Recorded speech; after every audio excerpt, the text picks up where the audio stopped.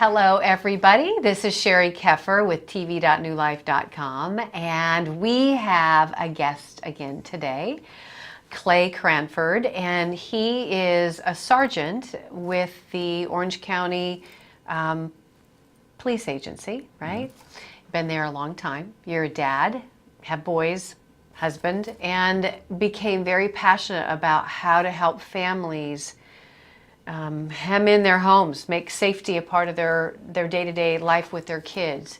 So we're doing a show today on how to talk with your kids about porn.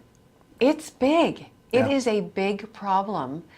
And for those of you that listen to our show, I don't know, it must have been about, I don't know, a month ago or something like that, we had somebody call in whose 6-year-old had sexually acted out with an infant, a child that was less than one, hadn't reached their first birthday yet.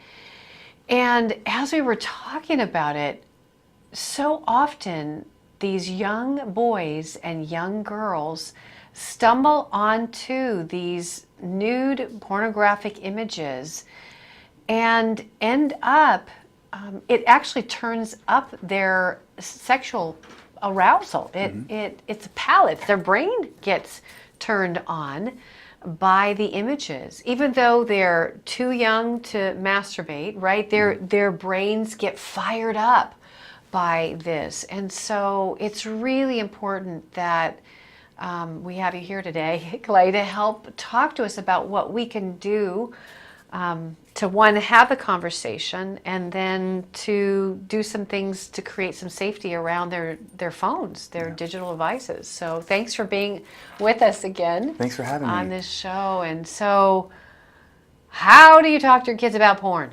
Well, number one is get over the squeamishness that you may have. Okay. A lot of parents are not talking about it because it just seems like a subject that is indecent and they don't want to talk about it. And I think a lot of parents struggle with the sex talk anyway. But if you're having a sex talk with your child, especially a young man, we need to have this talk as well. Because we can't avoid it. I mean, you have stories. I have stories. I've parents contacted me all over the United States, beating themselves up because they didn't have a safe environment for their home online, and their kids got exposed to it or whatever.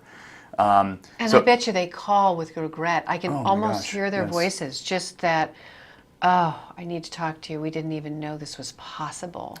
And you know that deep gut feeling inside when you regret not having. And so what you're saying is you've got to push past your fear, and you have to realize we're in a day and age where you cannot not have this conversation without having a consequence to your child. Right. Period. Because if we don't have this conversation, it is changing their brains. It is like you said, it's wiring their brains in a really unhealthy way. It's changing the way our boys are looking at women and what a healthy relationship might look like to them, which is not healthy. I tell people and parents when I do my presentation, I go, if you care about, no matter what your opinion about pornography may be, but if the research is clear, and if you care about women and women's rights and women's health and violence against women, then we need to be against pornography, period. But we definitely need to advocate and protect our children. So I come up with 4 things to help parents have this conversation, because it is kind of it's a tough one. It's not easy to start, and you don't know quite what to cover. So I try to make it easy for parents. So the first one is that porn is bad for your brain. Okay. When you watch pornography, your brain is flooded with dopamine, which is a very powerful chemical.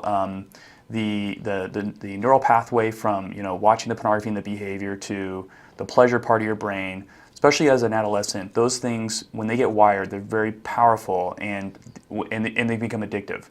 So we know that when adolescents become addicted to anything, that addiction is very difficult to break, as opposed to becoming addicted to something in your adulthood because of the way their brains are developing. Yeah. It creates an arousal template. Yes. In your brain. It arouses it fires up, and those neurons actually start building, pathways. Yeah. And and they're resistant to change because of the hit they get from the dopamine and the oxytocin, which is a bonding chemical. I mean, this is all happening inside of them Yeah. in an instant. It's right? very similar to what happens in your brain when you do hard street drugs. When you do heroin, it's actually using the same pathway. So it's highly addictive, and it's brain altering. So it's bad for your brain. So that's number one. Got it. Number two is that it hurts women. Porn hurts women. So there's a lot of research that shows that after watching pornography, men have an increased callousness towards women, and they actually view the crime of rape as less serious. So really quick, I'll tell you, there was a great study where they went to high schools, and so this is specifically looking at high school students.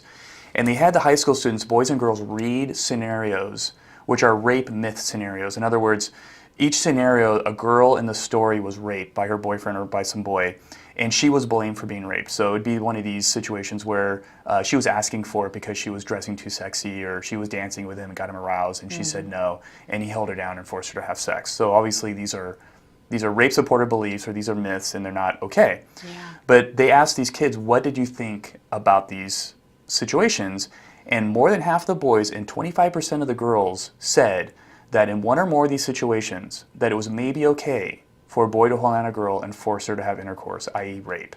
Wow. And then they asked of the kids, especially the boys, there was a strong correlation between the boys who believed that and the boys who said, I learned about sex by watching pornography. And so there's really no mystery here, because what you're watching when you're watching hardcore pornography is a situation where the woman is nothing more than an object for the man's sexual gratification. And I have boys at home, and I don't want them believing that about women. And I have two nieces the same age as my boys. They're teenagers, and they're beautiful. Yeah. And I don't want them coming to my brother's home, a boyfriend coming to their home and saying, I'm taking his daughter out or daughters out for a date, thinking that my niece is nothing more than a thing for their sexual desires. It is horrifying. So again, if we care about our families, we care about women, then we need to address this. Number three is it's bad for families. Porn hurts families. So more research to show that people who watch pornography believe, or rather, the idea of infidelity doesn't quite seem so bad, and that makes perfect sense, because if you're watching pornography and you're having a masturbatory fantasy about having sex with somebody other than your wife or husband or whoever it might be, then of course that is the thought process that moves you closer to the idea and actually acting out on an extramarital affair. So that's a major problem. So it's like what you think of, you actually already kind of vision it. You cast a vision for what that would look like. Right. It's fantasy. Fantasy actually landing in reality, because you've been thinking about it, obsessing about it, and it takes you that much closer to the act. As I hear you talking, Clay, I went to a workshop last year with a group, the CSAT, Certified Sex Addiction Therapists. We were getting training. And there was a woman who spoke at the conference who enlightened us in the room to what a 9-year-old can see within 10 seconds of their phone, on their phone, looking at porn. And one of her appeals is letting us know that the porn is so much more violent than it's ever been, out of the chute. And she just let us see, and I was shocked. I don't go looking at porn. It's not something I sit and think about during the day. So it was an aha moment. But when I saw the pictures of the young girls and what was happening to them, and it's this idea that you're hurting me and I like it, it's not only changing how boys objectify women, but it's creating a palette for the girls to go, this is what they want. Yes. And if I want to be loved by a boy, if I want a boy to want me, then I've got to be able to act this way. I've got to give him what he wants. So what's happening on college campuses, there are some new sex acts that are going on. you know, it's kind of like if you're not having anal sex, you're not cool, or you're not in, or money shots, which I didn't even know what a money shot is, but it's where a young man or boy or older man ejaculates in a woman's face. Mm-hmm. When you just think about that, it is so violent. It's such a disgrace. And so that was happening on college campuses, and no one was stopping it. What happened is the insurance companies started having more and more women, college-age women, come in for treatment for gonorrhea of the eyes and these problems that they were having from these STDs in their face. And they actually began to tell the college campuses, if you do not stop this from happening, shut these groups down that are promoting this, we're going to take our insurance away. You won't be able to use us as a carrier. Guess what happened? All of a sudden now there's more interest because it got financial. It got, you know, there was money involved, which is sad to me because it's not even a moral issue. Mm-hmm. The porn is enforcing really violent acts, and it takes something big like a financial problem before people are pulling back. Yeah. And so I believe what you're telling us, point 2 and point 3, is it harms us, it harms our families, and we treat people differently when we look at it. Yeah, I mean, porn addiction has the same trajectory of all addiction, which is you start out in one place, and after a while, it doesn't quite get you as high or as excited as it did, because you just reach your brain gets used to it. It reaches it plateaus. So then you need to move on to more extreme forms. Yeah. And so I'm not surprised that that's what's happening on college campuses, because that behavior now becomes normative, and especially with things in the media, because I really believe we have a very pro-porn culture that we're living in, and especially with the popularity of things like 50 Shades of Grey and that type of thing. And the new movie that's coming out, right? Right, the sequel to that horror film. So, I mean, we're society or culture is training our children that this is totally fine, that this is a choice that is made in the bedroom, but not saying anything about the kind of consequences that there are. And this is a conversation that I've had with both my boys, and then a lot like the conversation I had with them about drugs, because the reason that people do drugs, or the reason people do porn, is that it feels good. Mm-hmm. It does. But here's the downside, is that it will ruin your life, mm-hmm. that you will become a slave to it, and it'll be more important than your health. It'll be more important to your friendships. Reputation, it'll be more important. Family. Yeah, it'll be more important than I am to you. Yeah. Like, can you imagine something being more important than your mom and dad? Yeah. And he can't. And I go, do you want something that's going to step into your life and do that for you? Yeah. And he's like, no, I don't, Dad. And I said, if you care about your mom, you don't want your mom. You want your mom to be respected by me and others. I go. Porn devalues your mom's value in other people's eyes, because they are buying into this idea that women are just objects. Yeah. And then lastly, something that I'm very active with, which is anti-human trafficking. I work with a lot of anti-human trafficking groups here in the United States, and I work with an organization in Cambodia called Agape International Missions, which rescues girls from the sex trade in Cambodia. Wow.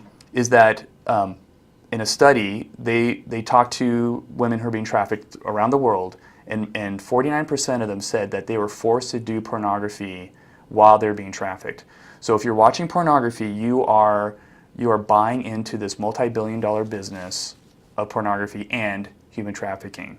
And I told my son, if you watch pornography, it's not neutral. Somebody's getting hurt. That girl who's performing there, she may be doing it because she has to. She's probably given drugs and forced to do it, and she's smiling because of the drugs and because she's made to do it. This is not something that she wants to do. It's something she's made to do. And it only goes away, the pain of this only goes away if we as men decide that we're not going to engage in this activity, and then there won't be a market for it. And that's the only way it's going to go away. Thank you. You just spoke dignity. You spoke dignity to all of us. Dignity for men, dignity for women, dignity for kids. Every person deserves the right to be protected, mm-hmm. their soul to be protected. And I'm not telling you all anything new, based on the calls that you hear, right, on NewLife radio, and there is so much pain that's wrapped around porn and sexually objectifying people. Pain for the guys or the women that are using it, and pain for the victims that are on the other side of it. So even though you don't necessarily see the face, you may see it, and like you said, it's an illusion that they're actually happy. There's a lot of pain in that realm. And even, I was at a workshop recently, and they were talking about how some of the porn stars are okay with what they're doing.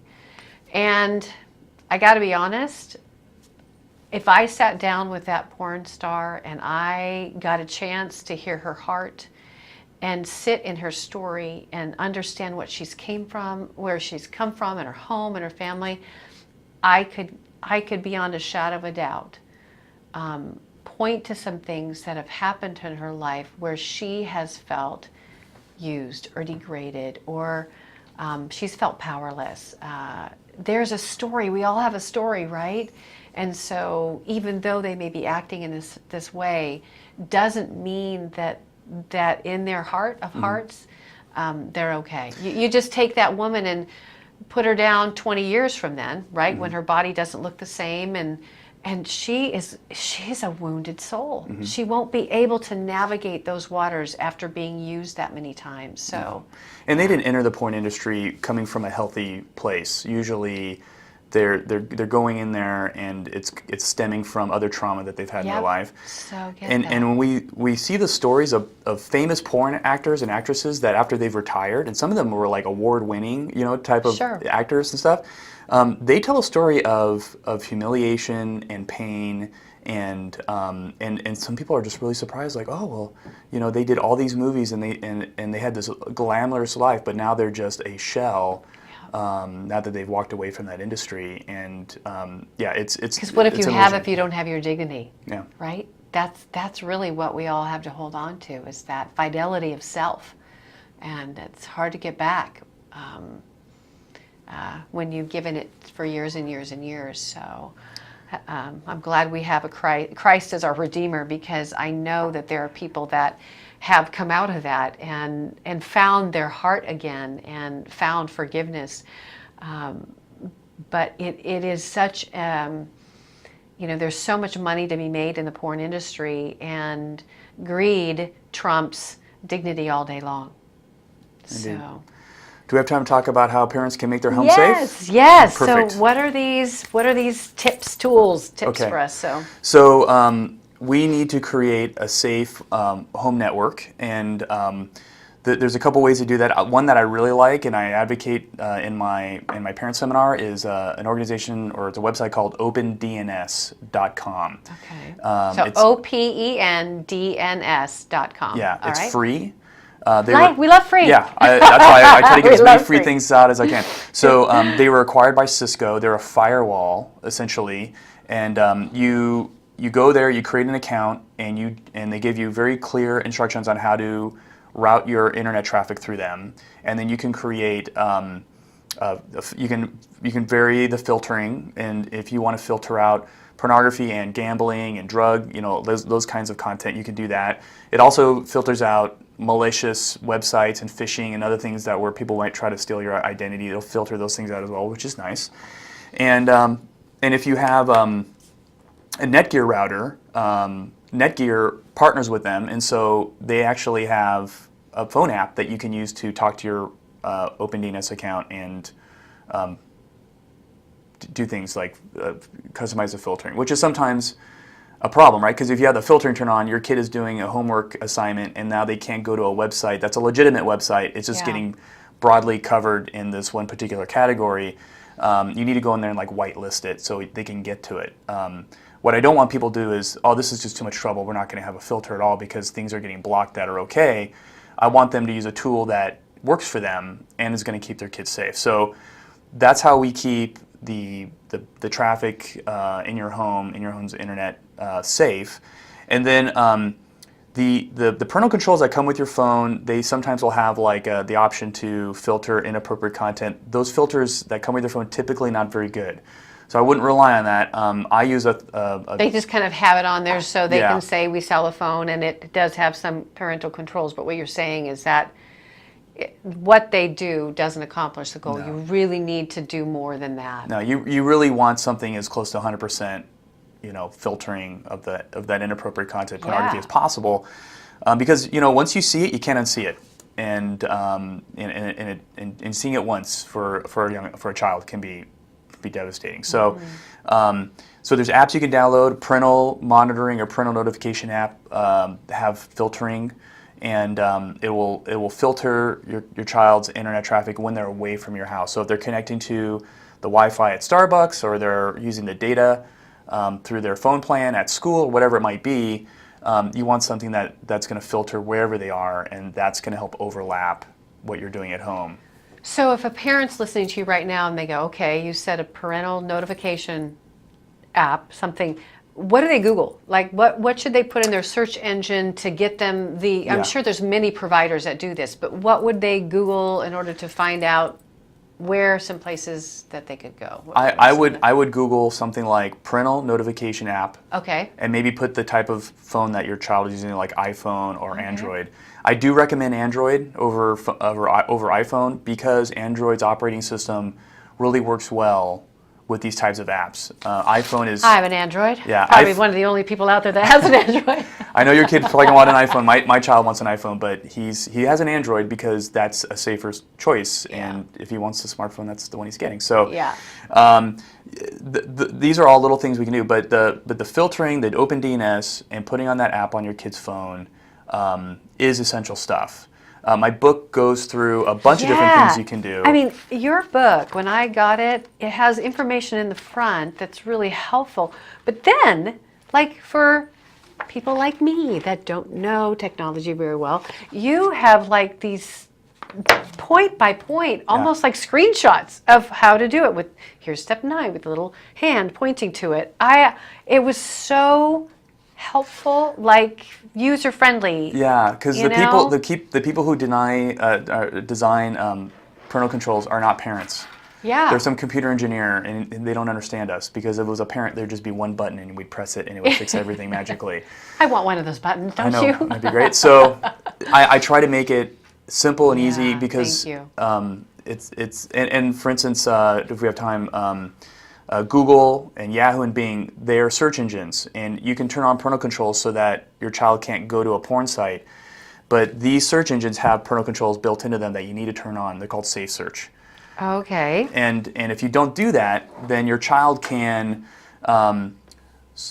search for something inappropriate inside of Google, and then actually get a result of a screen full of high-resolution thumbnail images of that thing, whatever they put in there, some pornographic term, that they can see. If they click on that, they won't be able to get to the website behind it, because you have those parental controls turned on, like OpenDNS, but it won't stop Google from giving you those images unless you turn on Safe Search. And so Safe Search, you have to go to actually the search engines. You have to go to google.com, bing.com, yahoo.com, actually to them directly in order to turn on the Safe Search. Yes, right? and you have to set it up there. So they have directions on how to do that. I also explain how to do that in my book. Okay. But that's something that a lot of parents don't know about or forget about, and then get surprised when they Like, think, how did this get through the Yes. firewall, right? I have that DNS thing, but how did it break through? So thank you for giving so much to us. You have been